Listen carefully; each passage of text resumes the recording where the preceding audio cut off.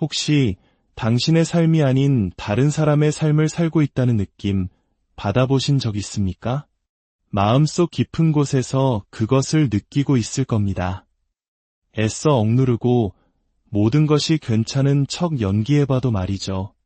매일 아침 눈을 뜨고 정해진 일과를 따르고 주변에서 기대하는 역할을 해내고 다른 사람들이 요구하는 결과물을 만들어냅니다.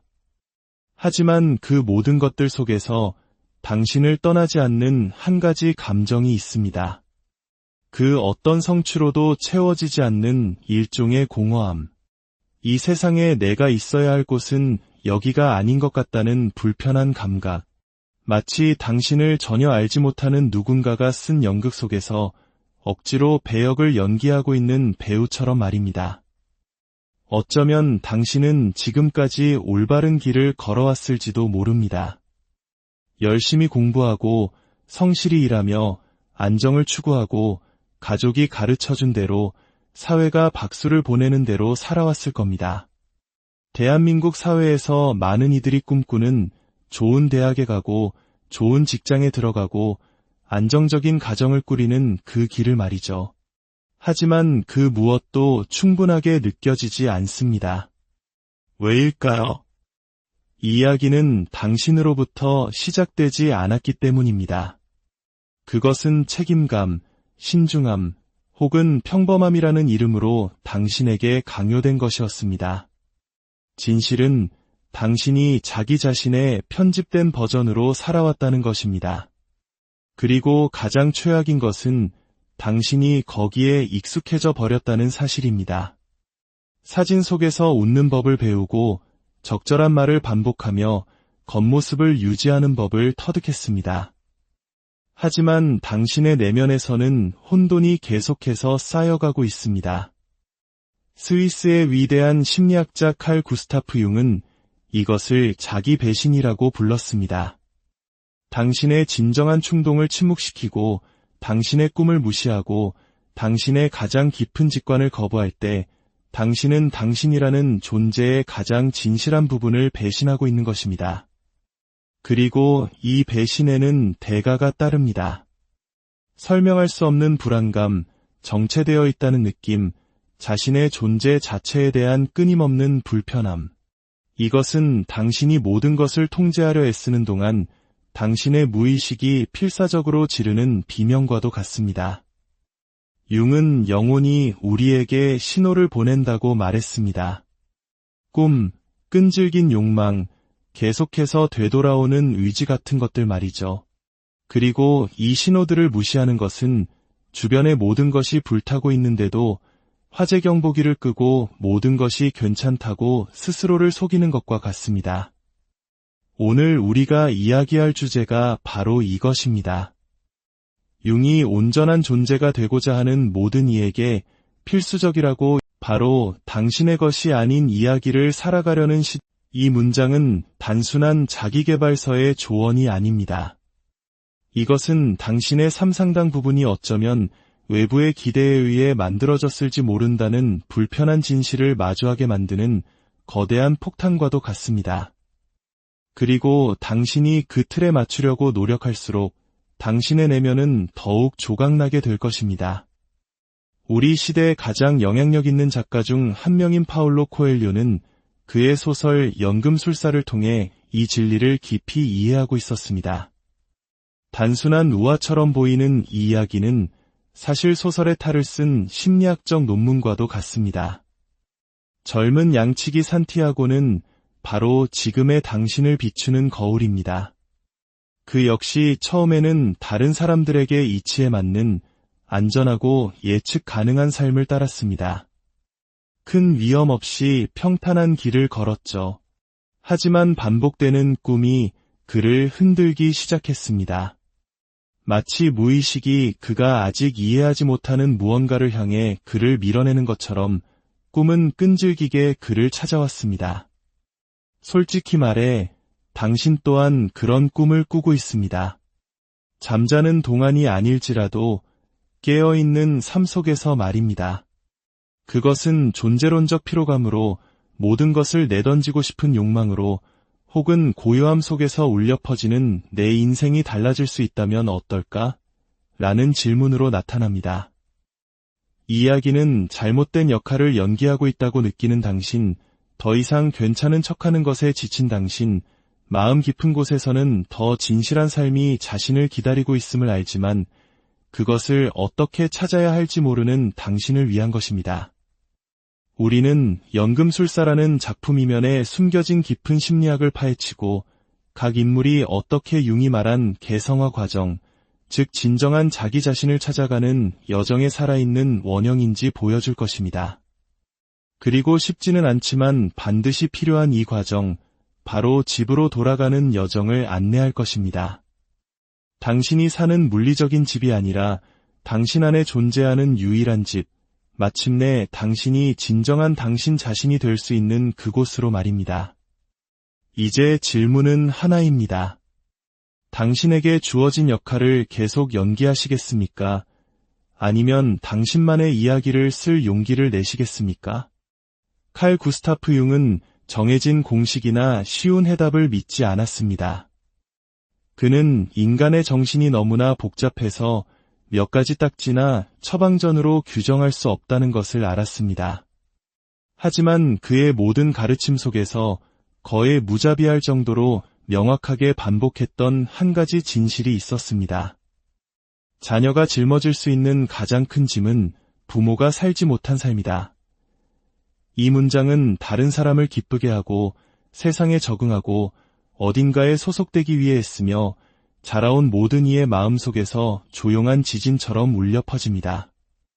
융이 말한 단 하나의 규칙이자 아마도 일생의 가장 큰 도전은 바로 이것입니다. 당신의 것이 아닌 이야기를 살아가려는 시도를 멈추시오. 하지만 이것이 실제적으로 무엇을 의미할까요? 이는 당신이 외부의 기대를 충족시키기 위해 행동할 때마다 당신 자신으로부터 조금씩 더 멀어진다는 뜻입니다. 남을 실망시키거나 거부당하거나 비합리적으로 보일까 두려워서 내린 모든 결정이 당신의 내면을 조각낸다는 뜻입니다. 당신의 영혼이 무의식에서 비롯되지 않은 각본을 따르도록 강요할 때 당신은 자기 자신과 전쟁을 시작하는 것과 같다는 의미입니다. 그리고 이 전쟁은 조만간 반드시 그 대가를 요구할 것입니다.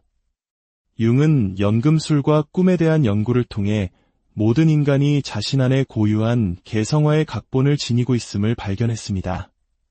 사회적 가면인 페르소나에서 존재의 완전한 본질인 자기로 이끄는 상징적인 길입니다. 하지만 이 길은 편안하지 않습니다. 단절을 요구하고 거짓된 모든 것을 잃어버리고 진실한 무언가를 쌓아 올리기를 요구합니다. 그리고 이 과정의 첫걸음은 감히 당신의 내면의 소리에 귀를 기울이는 것입니다. 당신을 불편하게 하는 것, 당신이 무시하려 애쓰는 것, 비합리적으로 보일지라도 당신을 끌어당기는 것, 이 모든 것이 단서이자 내면의 지도이며 당신만의 이야기가 드러나고 싶어하는 신호입니다. 대부분의 사람들은 감정의 꼭두각시처럼 살아갑니다. 그들은 반응하고 반복하고 복종하면서도 결코 스스로에게 묻지 않습니다. 이것이 정말 내가 원하는 것인가? 가장 비극적인 것은 우리가 종종 안정을 진실과 혼동한다는 점입니다. 우리는 보수가 좋다는 이유로 공허한 직업을 받아들이고 혼자가 될까 두려워 의미 없는 관계를 유지합니다. 성숙함으로 위장한 두려움 때문에 숨막히는 일상을 견뎌냅니다. 하지만 융은 경고했습니다. 가장 최악의 감옥은 편안함이라는 벽돌로 지어진 것이다. 이것이 바로 그 규칙이 그토록 단순하면서도 파괴적인 이유입니다. 당신의 것이 아닌 이야기를 사는 것을 멈추십시오. 이것은 당장 모든 것을 포기해야 한다는 의미가 아닙니다. 대신 진정으로 주의를 기울이기 시작해야 한다는 뜻입니다. 당신이 연기하고 있는 역할의 의문을 제기하고 소리치고 싶었지만 침묵했던 순간들을 관찰하고 웃고 있으면서도 어딘가 불편함을 느꼈던 장소들을 돌아보십시오. 마음 깊은 곳에서는 결코 당신의 것이 아니었던 결정들을 되짚어 보십시오. 이 규칙은 외부의 혁명이 아니라 내부의 혁명에 관한 것입니다. 상처받기 전, 트라우마 이전, 세상의 조건화 이전에 존재했던 당신의 본래 이야기를 되찾는 것입니다. 만약 당신이 이 일을 하지 않는다면 당신은 다른 사람의 인생이라는 극장에서 단지 한 명의 등장인물에 불과할 것입니다. 그리고 최악인 것은 아무도 알아채지 못할 것이라는 점입니다. 모두가 박수를 보내고 당신이 모든 것을 올바르게 해냈다고 말할 것입니다. 하지만 오직 당신만이 당신의 내면이 죽어가고 있다는 것을 알게 될 것입니다. 융은 이 부름이 큰 목소리로 오지 않는다는 것을 알았습니다.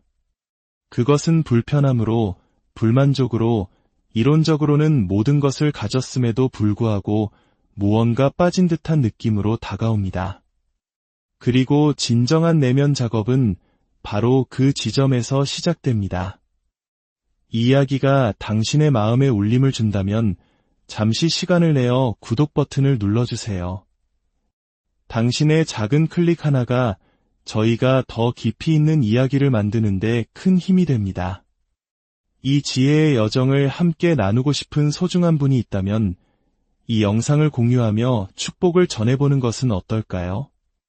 당신과 당신의 지인분들의 삶에 언제나 평화와 은총이 가득하기를 기도합니다. 연금술사는 보물을 꿈꾸는 한 양치기에 대한 단순한 이야기가 아닙니다. 그것은 인간이 경험할 수 있는 가장 깊은 과정, 즉 자기 자신에게로 돌아가는 여정에 대한 살아있는 은유입니다. 파울로 코엘료는 의식적이든 무의식적이든 영적인 소설로 위장한 융 심리학의 해설서를 쓴 것입니다. 그리고 이것이 바로 그 책이 전 세계 수백만 명의 사람들에게 감동을 준 이유입니다. 가르치기 때문이 아니라 드러내기 때문입니다. 모든 독자가 저마다의 방식으로 자신의 영혼이 비치는 상징적인 거울 역할을 하기 때문입니다. 산티아고는 현대인의 의인화입니다. 그는 안정, 일상, 그리고 정해진 길이 있는 겉보기에는 평화로운 삶을 삽니다. 그는 양치기로서 자신의 양들을 알고 계절의 리듬과 들판의 지리를 이해합니다. 그러나 이 모든 것에도 불구하고 무언가가 그를 불안하게 합니다. 바로 반복되는 꿈, 계속해서 되돌아오는 환상입니다. 융은 반복되는 꿈이 단순한 밤의 재방송이 아니라고 가르쳤습니다. 그것들은 이성적인 마음의 경계를 뚫고 나오려는 무의식의 메시지입니다. 그것은 정신의 총체인 자기가 자아를 변형의 여정으로 부르는 소리입니다. 산티아고가 찾는 보물은 사실 이집트의 모래 아래에 있지 않습니다. 그것은 그의 내면에 있습니다. 하지만 그가 이것을 깨닫기 위해서는 실제적이고 상징적인 사막을 건너야만 합니다. 바로 여기에 이 책의 힘이 있습니다. 산티아고의 여정의 각 단계는 우리 자신의 내면 단계에 대한 원형적인 표현입니다. 그가 모든 것을 뒤로하고 떠날 때 그는 단지 양떼를 버리는 것이 아닙니다. 그는 사회적 가면이자 물려받은 정체성인 페르소나를 포기하는 것입니다. 그가 완전히 이해하지 못한 채로 표지를 따를 때 그는 무의식의 움직임을 받아들이는 것입니다. 그는 개성화의 여정에 자신을 내맡기는 것입니다. 이 책은 심리적인 거울이 됩니다. 왜냐하면 기성품 같은 답을 제공하지 않기 때문입니다. 대신 상징을 제시하고 우리 정신의 다양한 측면으로 기능하는 인물들을 보여줍니다. 그리고 가장 인상적인 것은 독자마다 이야기의 다른 부분에 자신을 동일시한다는 점입니다. 어떤 이들은 의심과 집착으로 가득 찬 시작점에서 자신을 볼 것이고 다른 이들은 모든 것이 무너지는 것처럼 보일 때 맹목적인 믿음의 순간에서 자신을 인식할 것입니다. 그리고 마지막에 가서야 그들이 찾던 보물이 항상 그들이 시작했던 곳에 있었다는 것을, 하지만 그 여정이 없었다면 그것을 볼 눈을 결코 갖지 못했을 것이라는 것을 분명히 깨닫는 사람들도 있을 것입니다. 융은 타인에게서 우리를 짜증나게 하는 것이 우리 자신에 대한 이해로 이끌 수 있다고 말했습니다. 연금술사에서 우리를 깊이 감동시키는 것이 바로 이것입니다. 우리를 가장 움직이는 책의 부분들은 우리 자신의 상처, 우리의 장애물, 우리에 묻혀있던 욕망을 드러내는 부분들입니다. 이 책은 영혼의 돋보기와 같습니다. 무엇을 해야 할지 말해주지 않습니다. 당신이 누구인지를 보여줍니다. 그리고 이 서사 구조는 무작위가 아닙니다. 그것은 융이 심리학과 연금술에서 묘사한 연금술의 단계를 정확히 따릅니다. 영혼의 변형이라는 상징적인 과정 말입니다. 산티아고는 의심, 상실, 방향 감각 상실이라는 초기의 어둠, 즉 니그레도를 겪습니다. 그리고 정말로 중요한 것이 무엇인지 더 명확하게 보기 시작하는 알베도를 거쳐 마침내 내면의 황금을 통합하고 보물을 만나는 루베도에 이릅니다. 그 보물은 사실 자기 자신을 발견하는 것입니다. 하지만 이 과정을 온전히 이해하기 위해 우리는 산티아고가 길에서 만나는 인물들을 더 깊이 분석해야 합니다. 왜냐하면 그들 각자는 심리적인 선택, 운명의 가능성, 그리고 누군가가 자기의 부름에 귀를 기울이거나 무시할 때 어떤 일이 일어나는지를 드러내는 원형적인 거울을 대표하기 때문입니다. 산티아고의 길을 가로지르는 모든 인물은 우연히 그곳에 있는 것이 아닙니다. 그들은 영웅적인 여정의 조연이 아닙니다. 그들은 우리 모두의 내면에 거주하는 정신적 힘의 상징적인 표현입니다. 파울로 코엘료는 각각의 만남이 원형적인 딜레마를 담고 있는 서사를 창조했습니다. 융은 이것을 무의식과의 대면이라고 불렀을 것입니다. 자아가 알려진 것에 머무를 것인지 아니면 미지의 세계로 뛰어들어 자기를 향해 나아갈 것인지 선택하도록 도전받는 순간들입니다. 첫 번째 중요한 만남은 살렘의 왕 멜키세덱과 함께 일어납니다. 그는 산티아고의 불안을 일깨우고 그의 의미를 부여하는 존재로 나타납니다. 융의 용어로 그는 멘토의 원형이며 집단 무의식에 거주하는 선조의 지혜가 현현한 것입니다. 융은 이런 인물들을 내면의 부름을 더 이상 무시하기 어려워지는 바로 그 순간에 한 사람의 삶에 나타나는 자기의 대리인으로 보았습니다. 멜키세덱은 젊은 양치기에게 선택권을 제공합니다. 물려받은 이야기를 계속 살 것인지 아니면 자신만의 전설의 길을 따를 것인지 우리 모두는 인생의 어느 시점에서 이 멘토를 만납니다. 때로는 책의 형태로, 때로는 상담가의 형태로, 때로는 예상치 못한 사건의 형태로 말이죠. 하지만 모든 사람이 귀 기울일 용기를 갖는 것은 아닙니다. 그 후 산티아고는 연금술책에 집착하는 학자인 영국인을 만납니다. 그는 지식은 추구하지만 변형은 원치 않는 유형을 대표합니다. 그는 공식, 이론, 방법을 원하지만 통제권을 포기하고 싶어 하지 않습니다. 그는 내면으로 뛰어드는 고통을 피하기 위해 마음속으로 피신하는 지식인의 상징입니다. 융은 심리적 여정의 가장 큰 위험 중 하나가 지적 인플레이션이라고 말했습니다. 무언가를 아는 것이 그것을 사는 것과 같다고 믿는 것입니다. 영국인은 현자의 돌은 원하지만 변형의 불은 두려워하는 사람입니다. 만약 당신이 변화에 대해 모든 것을 알지만 변화할 수 없다고 느낀 적이 있다면 아마도 이 인물이 당신의 거울일 것입니다. 크리스탈 상인은 훨씬 더 미묘하고 위험합니다. 그는 부름을 들었지만 무시하기로 선택한 수능주의자의 원형을 대표합니다. 그는 메카로 순례를 떠나는 꿈에 대해 터놓고 이야기하지만 가게를 떠난 적이 없습니다. 그는 현실에서 꿈이 파괴될 위험을 감수하기보다는 아이디어로서 꿈을 살려두는 것을 선호합니다. 그리고 이것은 정체된 존재의 고통을 마비시키기 위해 미래의 환상을 키우며 살아가는 수많은 사람들의 초상입니다.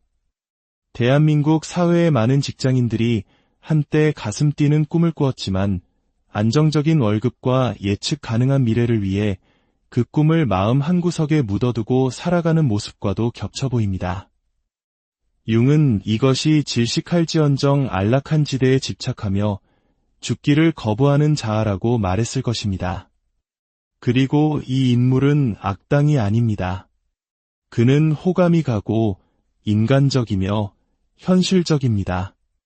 왜냐하면 그는 우리 안에 존재하며 항상 지금은 때가 아니라고, 위험을 감수할 가치가 없다고, 나중으로 미루는 것이 낫다고 우리를 설득하려 하기 때문입니다. 그리고 마침내 가장 신비롭고 강력한 안내자인 연금술사가 나타납니다. 그는 설명하지 않고 자극합니다. 대답하지 않고 침묵시킵니다. 그는 이미 여정을 마치고 이제 다른 사람들을 안내하는 통합된 자기를 대표합니다. 상징적인 용어로 그는 정신의 가장 높은 측면, 죽음과 재탄생의 과정을 아는 존재, 진정한 황금이 물질적인 것이 아니라 영적인 것임을 이해하는 존재입니다. 연금술사는 납을 금으로 바꾸기 위해서는 불을 받아들여야 한다는 것을 압니다. 그리고 융의 언어로 이 불은 그림자, 고통, 자아의 상실과의 대면입니다. 이 인물들은 단지 문학적 인물이 아닙니다. 그들은 내면의 가능성입니다. 당신은 양치기였고 상인이었고 때가 되기 전에 연금술사가 되려고 노력했을지도 모릅니다. 그리고 아마도 당신은 지금 멘토 앞에서 마침내 자신만의 여정을 따르라는 부름을 받고 있는지도 모릅니다. 이것이 연금술사가 작동하는 방식입니다. 당신이 누구인지 말해주지 않습니다. 각 원형 앞에서 당신이 내리는 선택에 따라 당신이 누가 될 수 있는지를 보여줍니다. 하지만 이 선택들 중 어느 것도 간단하지 않습니다. 왜냐하면 어떤 보물을 찾기 전에 시련, 장애물, 실패, 불의를 겪어야 하기 때문입니다. 그리고 처벌처럼 보이는 이 사건들은 실제로는 자아 파괴의 연금술적 과정입니다. 모든 진정한 변화는 죽음으로 시작됩니다. 육체적인 죽음이 아니라 상징적인 죽음입니다. 거짓된 정체성, 사회적 페르소나, 인정받기 위해 연기하도록 배운 역할들의 죽음입니다. 칼 융은 이 단계를 모르티피카티오, 즉 개성화의 연금술적 과정의 시작이라고 불렀습니다. 그것은 확신과 방어로 부풀려진 자아가 무너지기 시작할 때입니다. 그리고 그것은 고통스럽습니다. 왜냐하면 당신이 이제는 연약하고 공허하며 영혼이 없는 것처럼 보이는 구조물 위에 당신의 삶을 세웠다는 것을 깨닫기 시작하기 때문입니다. 그리고 이것이 바로 산티아고가 그의 여정 내내 겪는 일입니다. 그가 고향을 떠날 때 그는 단지 지리적인 경계를 넘는 것이 아닙니다. 그는 알려진 것과 알려지지 않은 것, 자아와 무의식 사이의 내면의 경계를 넘고 있습니다. 그리고 그가 처음 마주하는 것은 상실입니다. 그는 초반에 강도를 당해 돈도 없이 혼자 방향을 잃은 채 남겨집니다. 이것이 첫 번째 붕괴, 통제의 환상이 무너지는 것입니다. 그것은 우주가 이렇게 말하는 것과 같습니다. 진실을 원하나? 그렇다면 안정을 포기해야 할 것이다.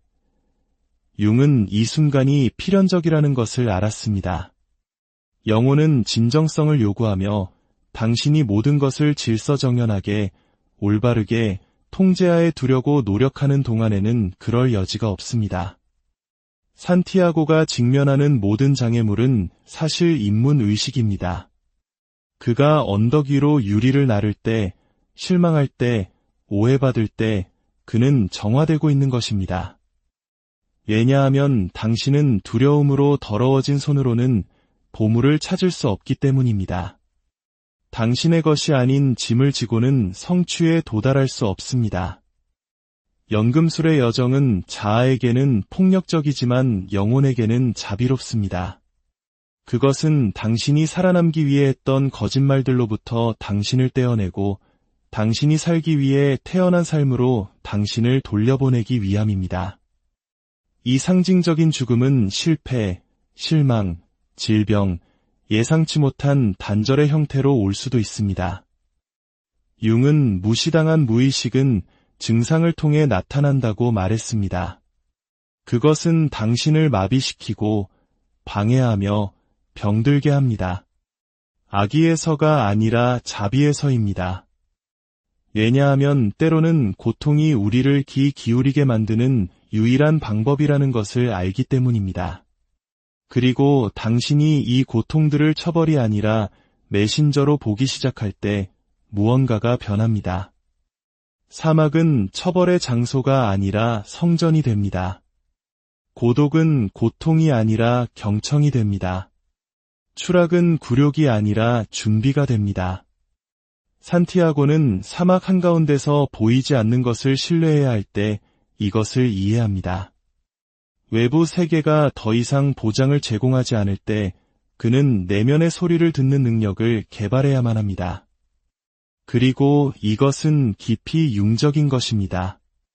진정한 지혜는 외부에서 오는 것이 아닙니다. 그것은 자기와의 접촉에서 옵니다. 당신이면서도 당신 안에 사는 이 더 큰 정신적 존재, 그것은 인도하고 가르치고 변형시키는 내면의 연금술사입니다. 하지만 그것은 자아가 조용해지고 가면이 떨어지고 저항이 항복할 때에만 나타납니다. 모르티피카티오는 연금술 과정의 시작이지만 끝은 아닙니다. 파괴 후에는 재건이, 어둠 후에는 명료함이 옵니다. 융은 이것을 알베도라고 불렀습니다. 영혼이 정화되기 시작하고 직관이 날카로워지며 새로운 것이 태어나기 시작하는 단계입니다. 하지만 거기에 도달하기 전에 당신은 붕괴를 견뎌내야 합니다. 그것으로부터 도망치거나 마비시키거나 옛 이야기로 돌아가지 않고 말입니다. 왜냐하면 고통에서 벗어나면 변형에서도 벗어나게 되고 최악의 경우 당신에게 속하지 않은 삶에 갇히게 될 것이기 때문입니다. 산티아고의 경우 이러한 고통을 겪은 후에야 그는 표지를 더 명확하게 보기 시작합니다. 동시성이 강화되고 직관이 강해집니다. 그는 외부 구조물보다 자기 자신을 더 신뢰하기 시작합니다. 그리고 이것이 바로 황금이 가깝다는 전조입니다. 문자 그대로의 금이 아니라 본질, 전체성, 바로 자기입니다. 칼 융은 그의 삶의 많은 부분을 꿈 연구에 바쳤습니다. 그에게 꿈은 단지 마음의 무작위적인 발현이 아니었습니다. 그것은 무의식이 쓴 편지였고 자아가 아직 고려할 용기를 내지 못한 방향을 가리키는 상징적인 메시지였습니다. 특히 반복되는 꿈은 우리 안에 무언가가 들어달라고 고집하기 때문에 계속됩니다. 부름에 아직 응답하지 않았기 때문에 사라지지 않는 것입니다. 그리고 이것이 바로 연금술사의 산티아고에게 일어난 일입니다. 젊은 양치기는 이집트 피라미드에 숨겨진 보물에 대해 반복적으로 꿈을 꿉니다. 언뜻 보기에는 단지 백일몽처럼 보이지만 상징적으로 이 꿈은 원형적인 지도입니다.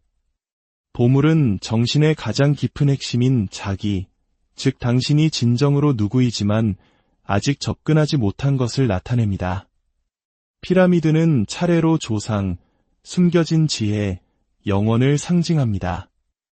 꿈이 반복된다는 사실은 산티아고의 가장 진실한 부분이 그가 이 부름을 따를 때까지 쉬지 않을 것임을 나타냅니다. 융은 무의식이 우리가 잠을 잘 때뿐만 아니라 항상 우리와 소통한다고 말했습니다.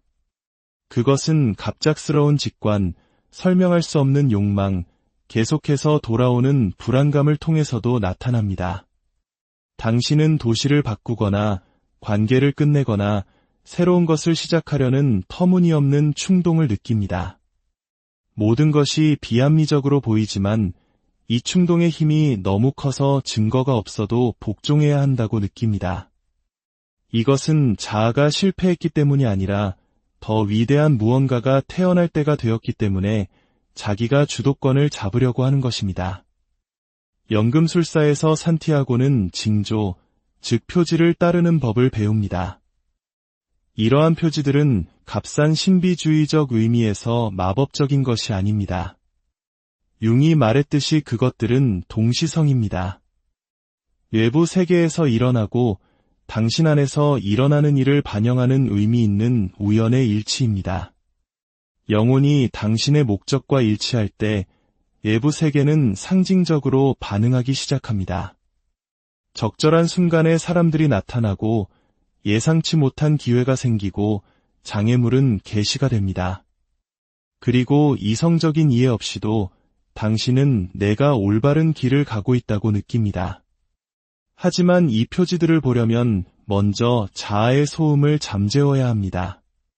자동 모드에서 벗어나고 끊임없는 통제의 필요성을 제쳐두고 느끼고 듣고 관찰할 수 있도록 자신을 허용해야 합니다. 산티아고는 자신을 통해 작용하는 더 큰 지성이 있다는 것을 받아들일 때에만 세상의 언어를 이해하기 시작합니다.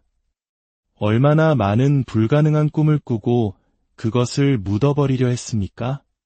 얼마나 많은 설명할 수 없는 욕망을 느끼고 즉시 그것을 말도 안 되는 것으로 치부했습니까?